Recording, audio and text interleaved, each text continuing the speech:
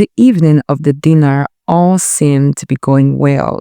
When they were seated in the restaurant, the waiter approached and handed them each a menu. John told her to pick out anything she wanted because this was a special evening marking their 2-month anniversary. Jane grinned at John, very pleased with his attentiveness, looking at the menu. However, her heart sank and her pulse accelerated as she realized she didn't understand the lists of foods before her and certainly didn't know how to pronounce them. She felt foolish and embarrassed. John would soon see how dumb she really was. Then she remembered her plan and said to John, "Since you have been here before, John, what would you recommend?" John, who seemed pleased that she had asked his opinion, described one of the entries he had eaten before, and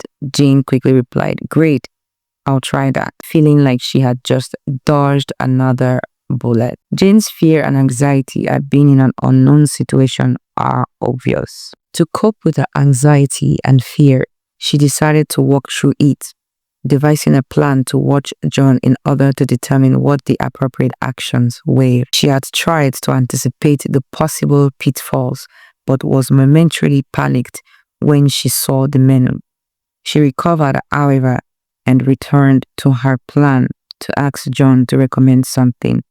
By agreeing with his suggestion, she didn't risk making a mistake in her choice or in her pronunciation of the entry. This was actually a clever way to deal with her uncertainty, but Jane will probably not look back on this event with an appreciation for our resourcefulness. Instead, she will focus on our ignorance of the correct way to act and will feel diminished.